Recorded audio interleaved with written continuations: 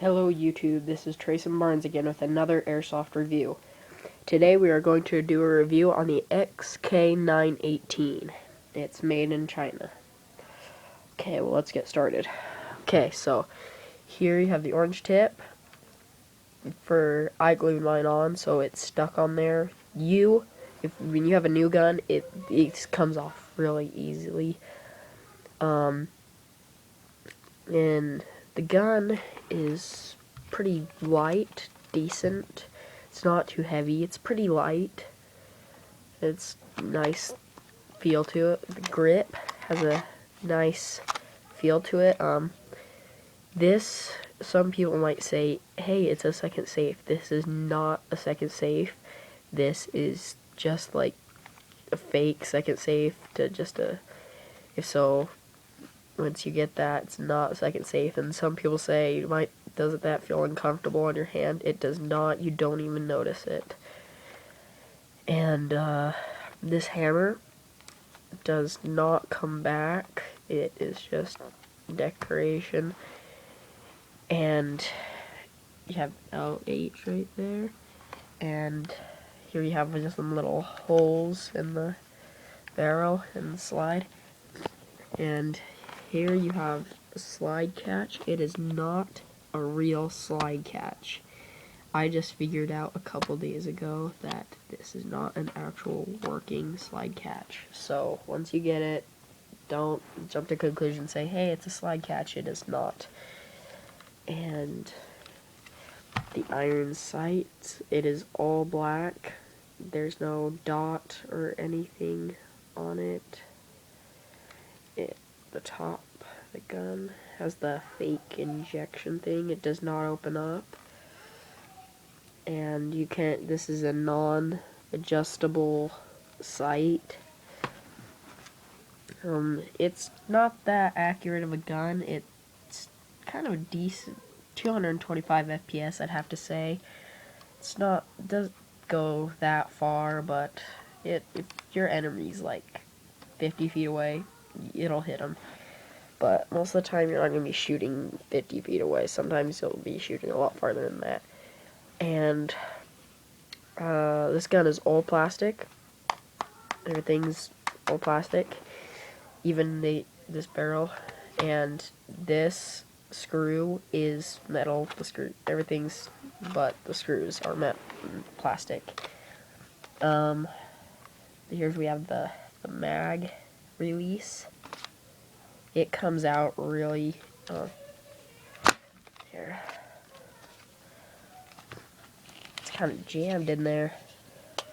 Most of the time, this mag comes out really easy, but I dropped my gun in the mud, so I have some mud right there, and the slide is harder to pull back because I dropped it in the mud, and the magazine's not coming all the way out. For you, the magazine will hop right out. It'll just come right out. It's actually, if you press that button in the battlefield, it's gonna fly out and hit the ground, so beware of that. If you press this on the battlefield, it's gonna fall out. And yeah, this gun is pretty nice. It's made in China, and the trigger is pretty easy to pull. And yeah, and yesterday I was playing we were playing an airsoft war in the mud, and I dropped my gun. I was running, and it somehow fell out of my holster, so it has mud all over it. And the slide, it's hard to pull back now because of that. And yeah, this gun is a pretty cool looking gun. I'd have to say 225 FPS. I'm not a big fan of the FPS on this. I personally would like a better FPS pistol. If you want a high FPS gun, I would actually have to say the US Combat 1911. That gun I will be doing a review on soon. but I don't know how soon. It might be like a year or two before I do a review on that. And yeah, that's about all I have to say about this pistol. And like, subscribe, comment on anything on any questions that you have about this gun. If you have a question that needs to be answered really bad, I'll do another review and put more details into it that you might need, but I need at least probably like 5 comments on questions.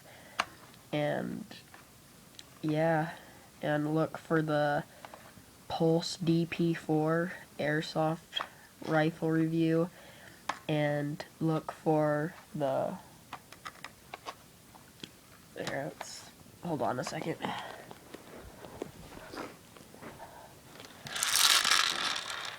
The 16A Well Air Pistol series. Look for that review. And yeah, that's it. Oh, and look for it won't be out for maybe May or March, but the U.S. Combat 1911 Air Pistol CO2. Oh, and yeah, this is spring, so spring, not semi, not automatic. Yeah, that's it.